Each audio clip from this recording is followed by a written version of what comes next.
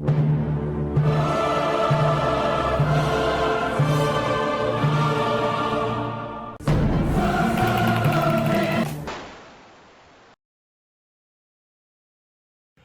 back, I'm Captain Xavier, and this is just going to be a quick addendum video on the various features of the Stryfe Select Fire Kit version 6. It has a whole lot more features than any of the previous versions, which basically just had the selector switch, and that was it. They did have some ability to alter the rate of fire, but it wasn't particularly intuitive.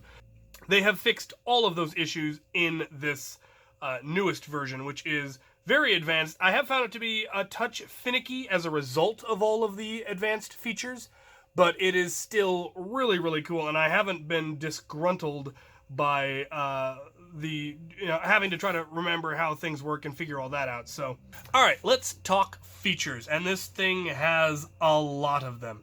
So in addition to having the selector switch, which this position is single shot, 3-round burst, full auto. That is lovely.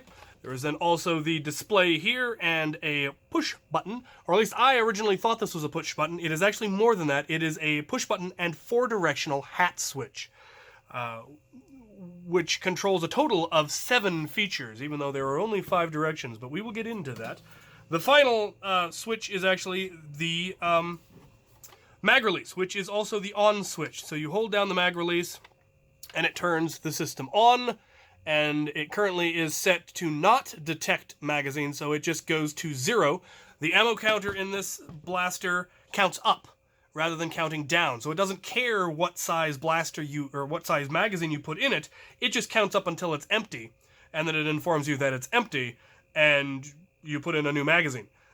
Which this does mean that you have to do a little bit of math sometimes. So if you put in a full 22 round magazine and it says 10, then you've got 12 rounds left, because that's how math works. So I'm sure if you're really bad at mental math, that could be a problem. Otherwise, it's going to work just fine. To turn on the mag detection, you push down on the center button until it says D-O-N, and now it blinks 3 dashes to inform you that it is in fact not detecting any ammo. So either you don't have a magazine in, or the magazine is empty. So if we put an empty magazine in, nothing changes. But if we put a full magazine in, we got a full 6-round magazine here, we put that in there, now it goes to 0. And every time we fire, it counts up.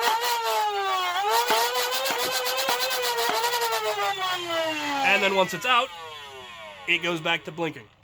We take the magazine out, we slap another one in, and it goes back to 0. And this time we've got a 12-round in, so we're going to do some select fire. We're going to do some 3-round burst.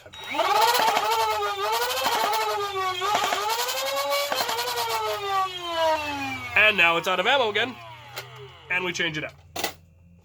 Now, the other features that can be controlled by this are the rate of fire.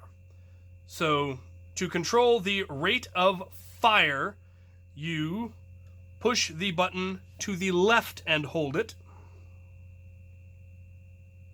And when SPD pops up, it'll give you a number. Now, it's currently at 70. And I don't actually know what that means, if that's darts per minute, darts per, whatever. But I assume that going higher, so if we go to 75, that's higher. If we go to 65, that's lower. You go right, you just use right and left to navigate whether you want it to be higher or lower, and then when you're at the rate you want, you hit the middle button, and it goes back to blinking because we don't have a magazine in. So that is how you change your rate of fire, which is a neat feature. The next thing that you will need to do, actually, when you go to build the blaster, and I ran into this problem when I first powered it up, and I couldn't get it to fire. It would rev, but it would not fire at all. And I couldn't figure out why. I got it to fire once when it had brand new darts in it, and then after that it would not, or a brand new battery in it, and then after that it wouldn't work. And it turns out that is because you have to set the voltage for the battery that you're going to be putting in here.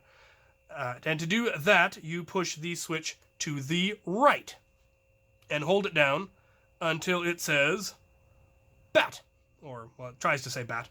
and then it will blink bat and the current voltage. And you can right and left to change what the voltage is. So if you want to put in a more powerful battery, this is how you do it.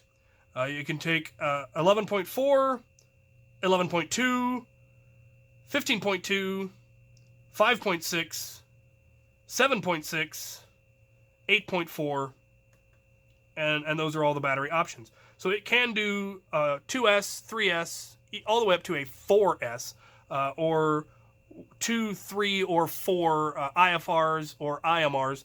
And the reason that is important is this thing has a built-in voltage lock, essentially. When the battery gets too low, the blaster quits working, which is a really cool feature. It's basically a voltage alarm, and when it gets low, it'll start blinking the voltage. And that will inform you that your battery is too low, and you need to swap out batteries, which is, like I said, a really neat feature. The downside is if you have it set for 8.4 and you put a 2S LiPo in it, it won't work at all. So we have 7.6 selected, so you then push the center button and it goes back to blinking because we don't have any darts in a magazine. The next option is if you push up, it will blink between the ammo counter and your current voltage. So if you just happen to want to have a voltmeter going, it will alternate between them. I definitely don't like that feature, but it's something neat if you just want to know what the voltage is real quick. You push the up and then it displays, and then you push the up again and it goes away. So that is a neat way to get to a voltage detector. The final one, I have no idea what it does. If you hold down, it goes into something called ESP. And it gives you a counter from 1 to 20, but I don't know what it does. It says that it's noise control. And my first thought was that it actually controlled the voltage that was going to the flywheels.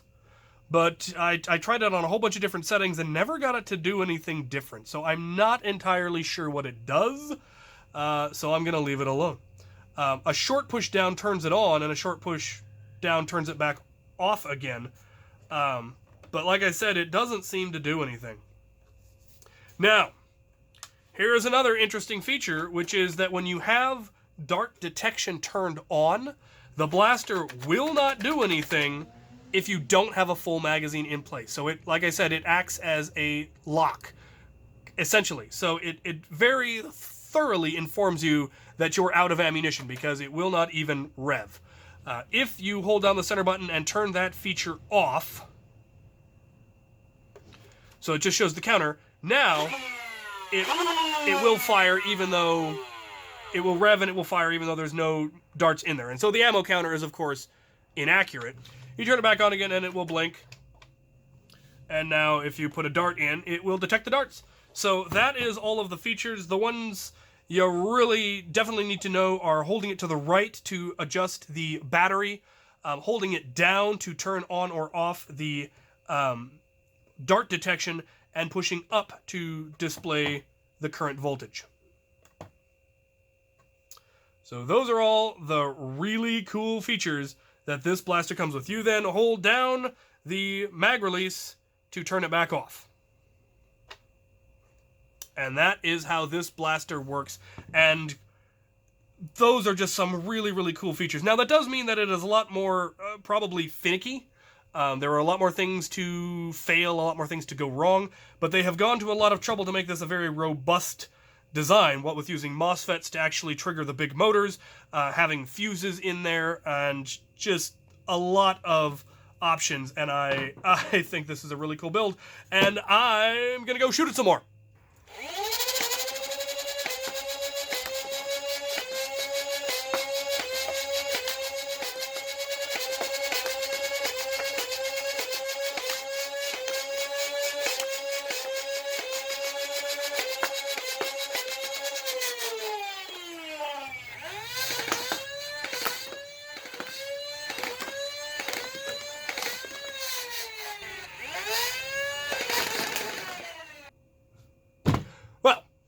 There it is. Hopefully this will help you avoid the various failures and pitfalls that I ran into when I first tried tinkering with this kit. I ended up wasting 3 hours in the middle of the night because I couldn't even figure out how to turn it on. And then once I figured out how to turn it on, I couldn't figure out why it wasn't working.